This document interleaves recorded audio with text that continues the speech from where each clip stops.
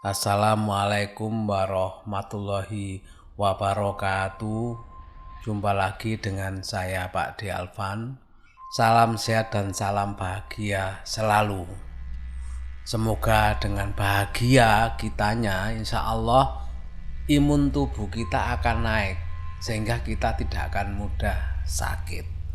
Bahagia itu sebenarnya simple. Hilangkan pikiran kita kalau kita tidak suka sama si A, B, C. Karena apa? Kita nggak suka itu mungkin karena perilaku mereka atau tutur kata mereka tidak sesuai dengan harapan kita sehingga kita nggak suka. Hilangkan itu semua. Dan semoga kita semua selalu mensyukuri kenikmatan yang kita dapatkan.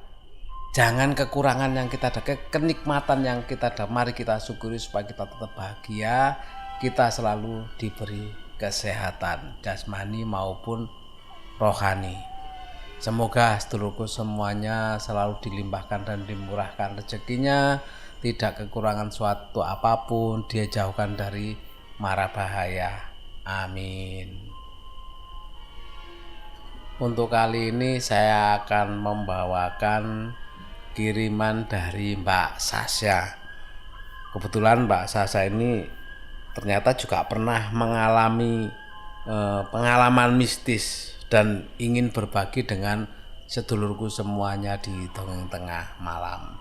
Tapi sebelum ke cerita seperti biasanya ya, bagi sedulurku yang belum subscribe, monggo di subscribe dulu Dongeng Tengah Malam. Dan yang di Spotify jangan lupa follow ya, Dongeng Tengah Malam. Tapi juga jangan lupa ya, klik like-nya dan juga komentarnya. Baik, kita kembali ke cerita Mbak Sasha. Kejadian yang dialami Mbak Sasha ini sekitar tahun 2015. Waktu itu Mbak Sasha masih tinggal di rumah orang tuanya, tepatnya rumah almarhum orang tuanya di sebuah perumahan di daerah Bekasi. Semoga orang tuanya Mbak Sasha husnul khotimah ya, dan mendapatkan tempat yang terbaik di sisinya. Amin. Mbak Sasha ini sebenarnya sekarang ini tinggal di daerah Pangkal Pinang, tapi beliau menceritakan semasa dulu tinggal bersama orang tuanya. Rumah yang mereka tinggal di Bekasi itu sebenarnya cukup lumayan besar dan juga berlantai 2. Jadi rumah itu dibuat besar karena memang dulu anggota keluarganya itu lumayan banyak. Jadi Mbak Sasha bersaudara itu ada 4 bersaudara.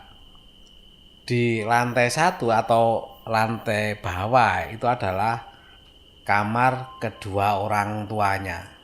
Sisanya itu ruang tamu, dapur, musola, garasi, dan kamar mandi itu semuanya di lantai bawah. Sedangkan untuk anak-anaknya Mbak Sasha dan saudaranya itu semuanya tinggal di lantai 2. Kamarnya Mbak Sasha yang di atas itu letaknya itu menghadap ke bagian depan rumah dengan jendela yang cukup besar.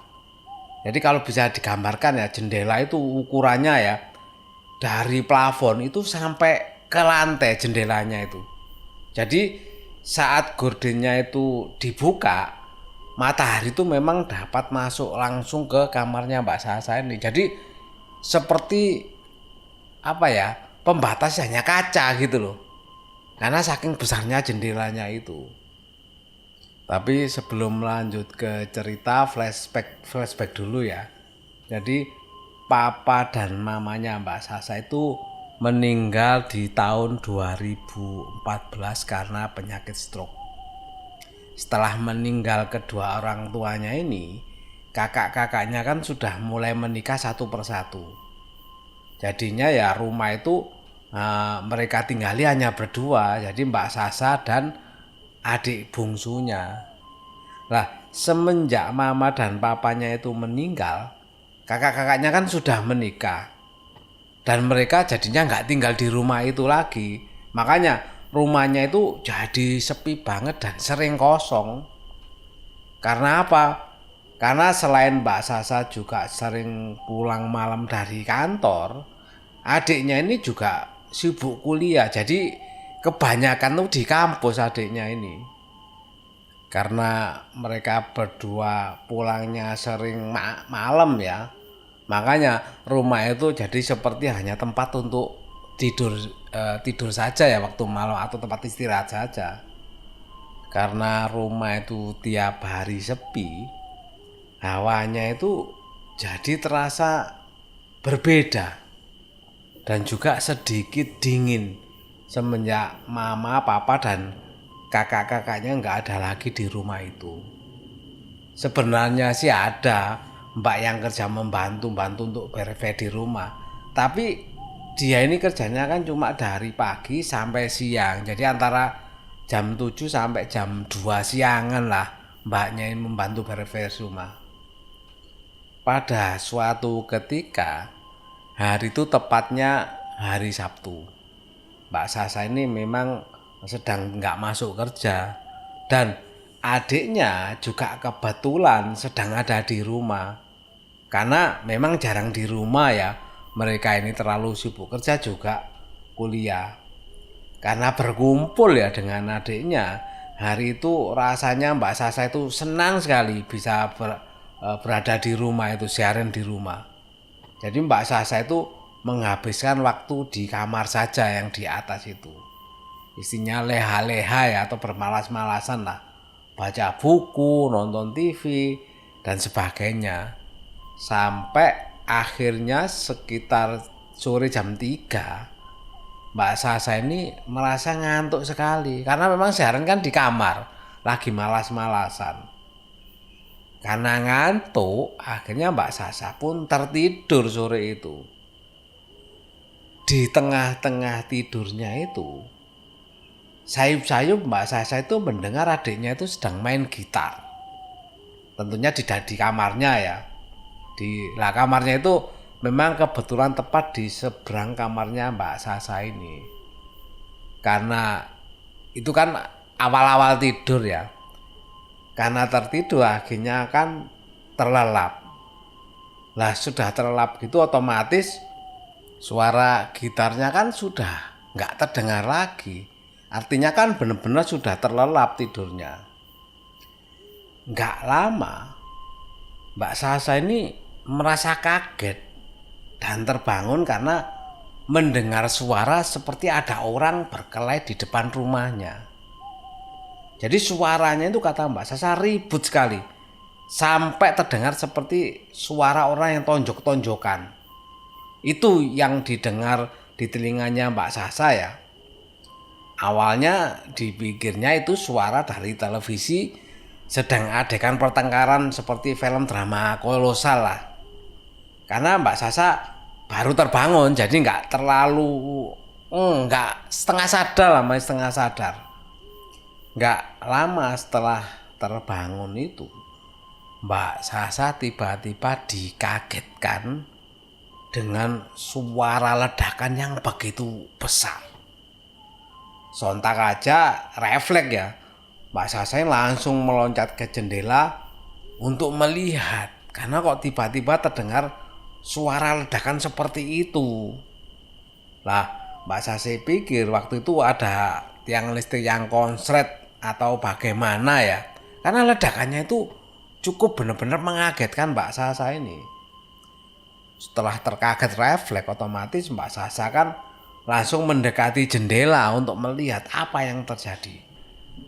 Begitu melihat, ternyata di depan rumahnya Mbak Sasa itu melihat ada dua makhluk yang sedang bertengkar.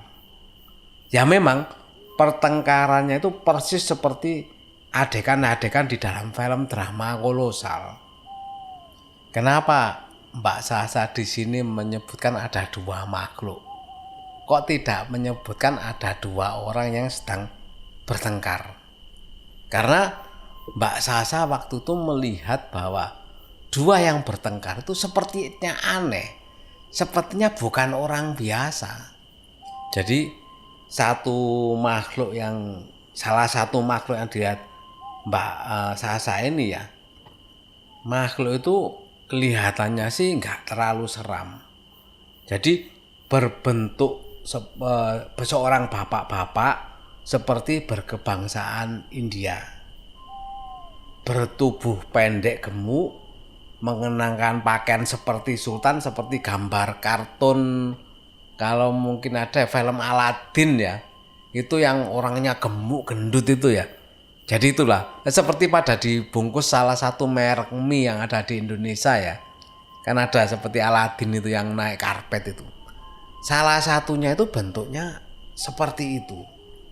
Tapi yang satunya lagi inilah yang menurut Mbak Sasa itu cukup seram sih. Lah, makhluk yang satunya itu kebetulan itu berdiri tepat di luar jendela kamarnya Mbak Sasa, di mana Mbak Sasa waktu itu sedang mengintip.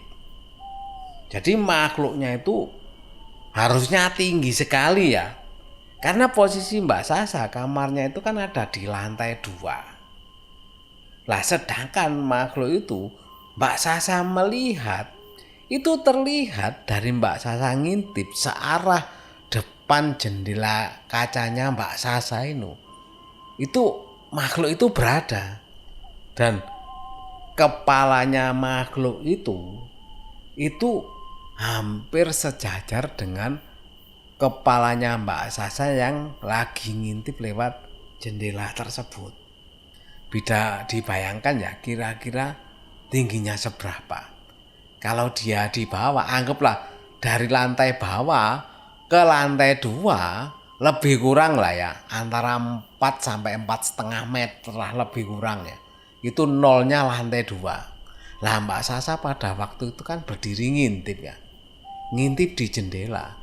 Tinggal ngitung aja tingginya Mbak Sasa. Bahkan anggaplah Mbak Sasa waktu itu nggak berdiri ya, jongkok ya. Lah kalau dihitung gambaran, makhluk itu bisa tingginya itu lebih kurang bisa mencapai 5 meter.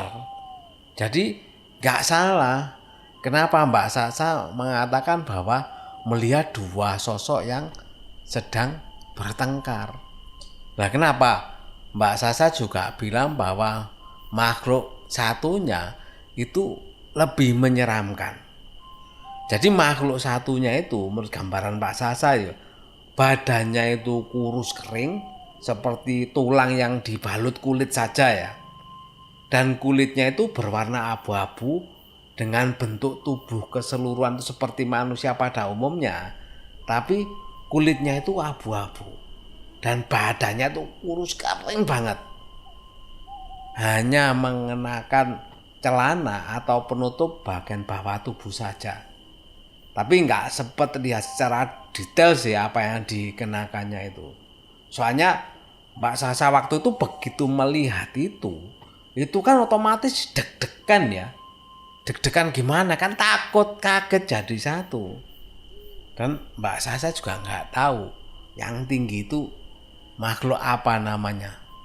Sampai Mbak Sasa pun istighfar ya, menyebut nama Allah, ya Allah astagfirullahaladzim. Dan juga satu lagi yang lebih menakuti Mbak Sasa pada waktu itu, makhluk yang berpakaian seperti sultan tadi itu seperti melihat atau menengok ke arah Mbak Sasa. Mungkin karena diketahui keberadaannya, enggak tahu gimana ya. Setelah melihat seperti melihat ke arah Mbak Sasa, makhluk itu langsung menghilang. Dan makhluk yang tinggi itu nggak tahu, mungkin kan melihat lawannya kan seperti menoleh ke arah jendela, ke arah Mbak Sasa ya, kemudian menghilang.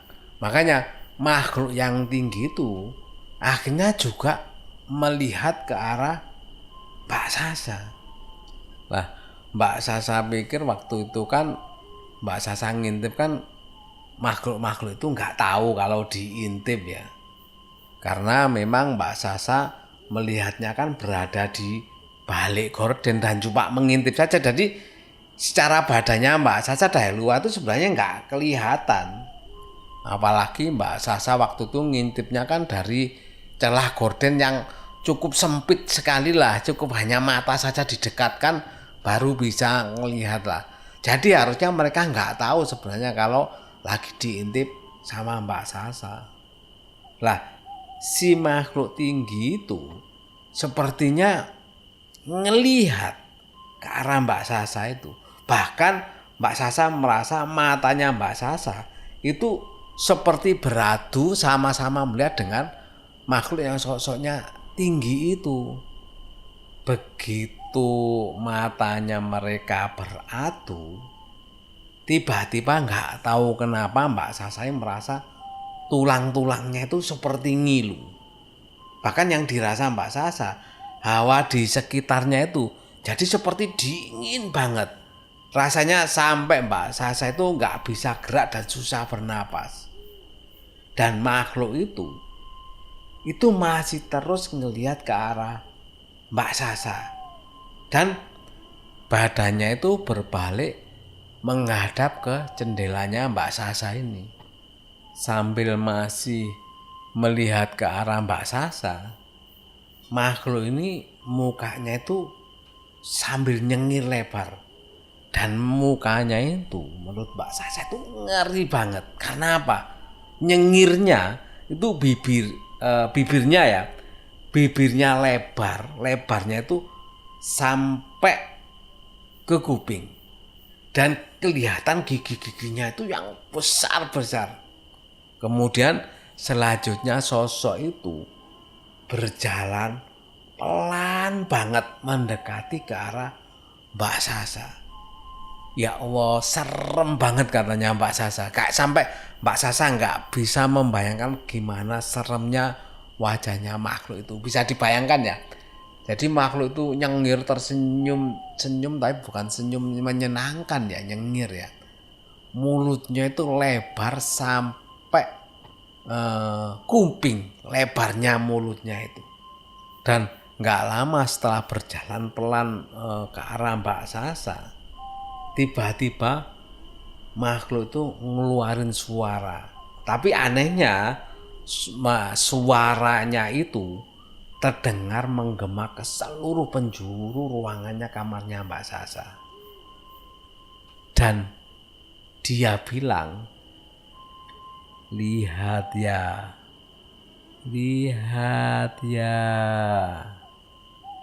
ya Allah. Mbak Sasa waktu itu rasanya lemes. Sampai akhirnya Mbak Sasa itu berusaha merangkak ke kasur atau ke tempat tidur. Mau teriak minta tolong sama adiknya sebenarnya. Rasanya itu udah gak mampu lagi untuk mengeluarkan suaranya. Gak ada energinya lagi lah untuk bersuara keras itu. Dan Mbak Sasa masih terus merangkak sampai di tempat tidur atau di kasur, langsung menjatuhkan dirinya ke kasur itu. Mbak Sasa langsung tengkurupin badannya dan menekan kepalanya ke kasur. Karena apa? Mbak Sasa berusaha supaya nggak terdengar lagi suara yang diucapkannya tadi. Sambil Mbak Sasa berusaha membaca doa ya, membaca ayat-ayat suci lah. A'udzubillahi minasyaitonirrajim. Tapi Mbak Sasa itu nggak bisa meneruskan apa yang mau diucapkan, apa yang mau dibacanya itu.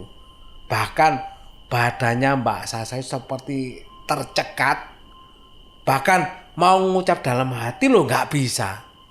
Sampai akhirnya Mbak Sasa pun pasrah, ya udah pasrah saja.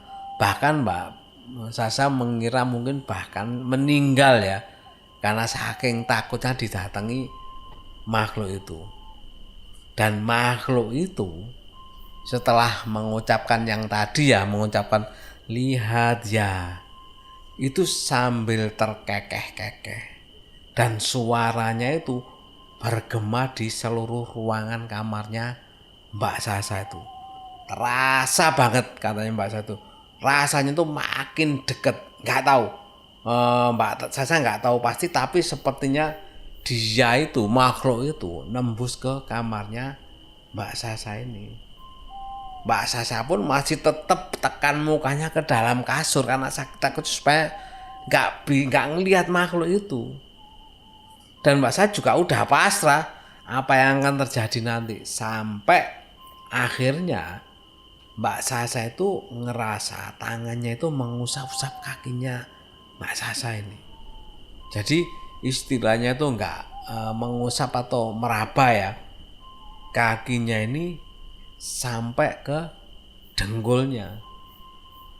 Dan Mbak Sasa merasakan bahwa tangannya itu dingin banget seperti es.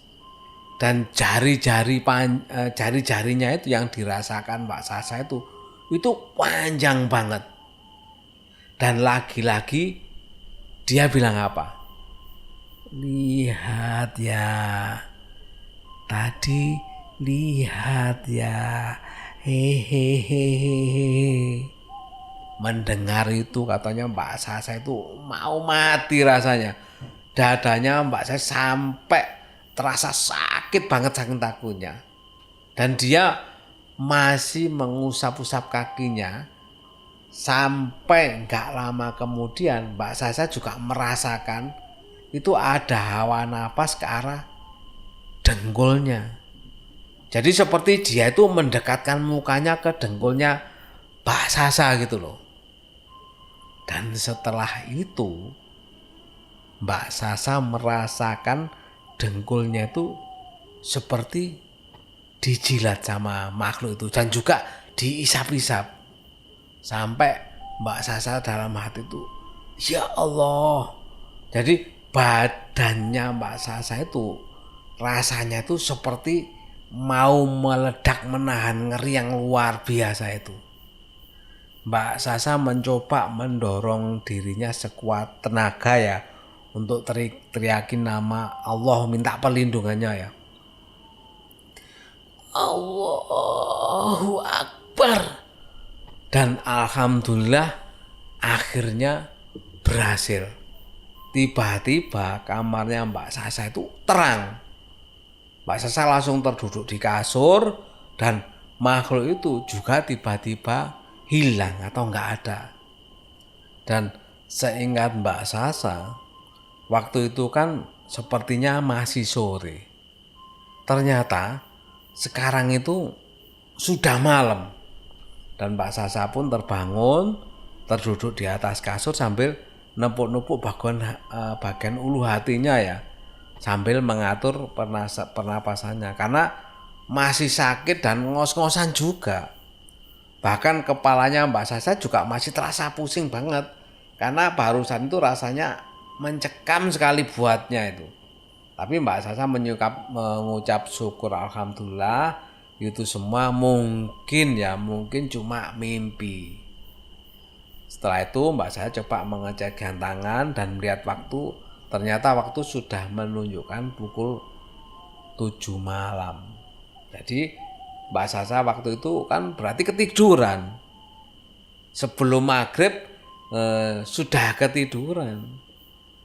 Karena sadar sudah pukul 7 ya kan, sudah mulai isya. Mbak Sasa pun langsung meloncat berlari ke kamar adiknya yang masih terdengar suara main gitarnya.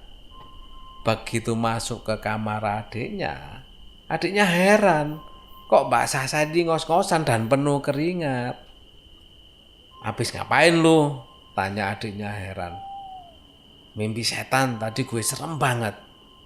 Jawaban Mbak Sasa sambil rebahan di sebelah adiknya ini. Badannya Mbak Sasa rasanya itu capek sekali, itu memang kelihatan. Lah, lagian lu maghrib malah tidur. Mimpi apaan emangnya? Tanya adiknya lagi. Sambil kesal Mbak Sasa pun membalas. Lagian lu juga sih, tahu kakaknya ketiduran maghrib kakak dibangunin. Untung gue kakak sawan. Mimpi gimana emangnya? Jelas adiknya. Mimpi dicapok setan. Ini lutut gue disedot, kata Mbak Sasa ya, sambil menunjukkan ke arah lututnya. yang akhirnya sama-sama melihat ke arah lututnya yang membuat mereka sama-sama tertegun. Kenapa?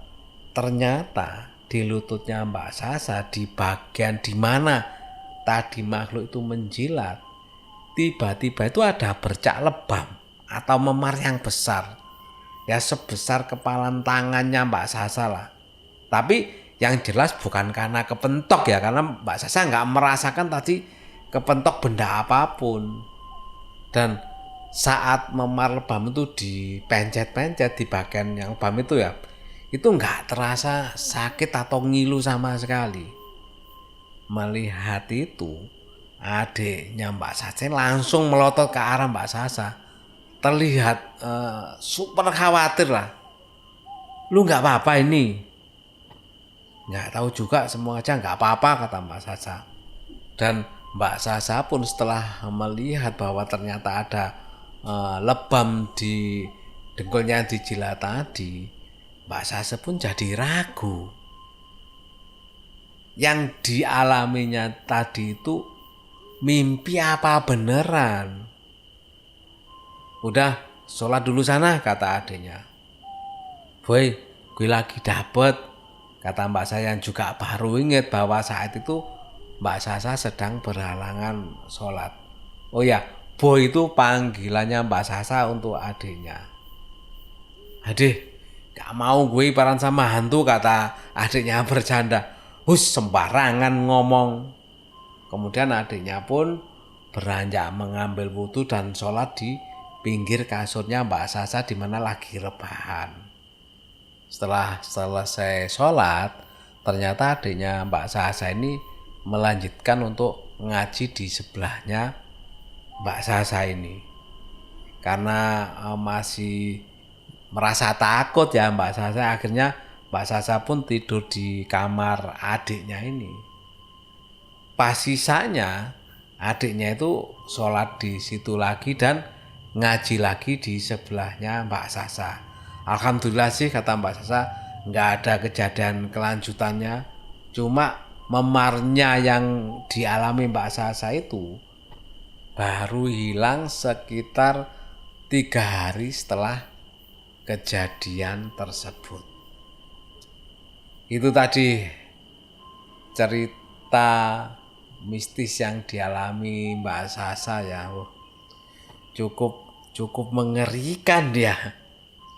Bisa dibayangkan kalau pada saat itu sedulurku berada di posisinya Mbak Sasa. Bayangkan ya, Mbak Sasa melihat makhluk yang memang menyebutnya makhluk karena sosoknya itu bukan seperti manusia pada umumnya. Makanya Mbak Sasa menyebutnya makhluk. Tapi wow, bener-bener Mbak Sasa ini pengalaman yang cukup mengerikan bagi saya. Oh ya, di akhir tulisannya Mbak Sasa juga menyampaikan sih, katanya masih ada beberapa cerita lagi, mungkin lain waktu akan dikirimkan. Terima kasih Mbak Sasa, ditunggu kiriman cerita lainnya ya, supaya bisa didengarkan bersama dengan sedulur Dongeng Tengah Malam semuanya. Sekali lagi terima kasih Mbak Sasa atas kiriman ceritanya.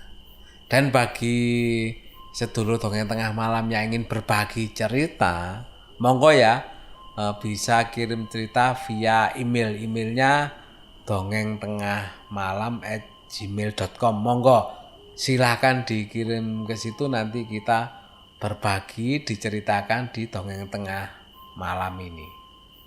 Tidak lupa saya ucapkan terima kasih juga kepada sedulurku semuanya yang tetap setia mendengarkan cerita dari Pak D.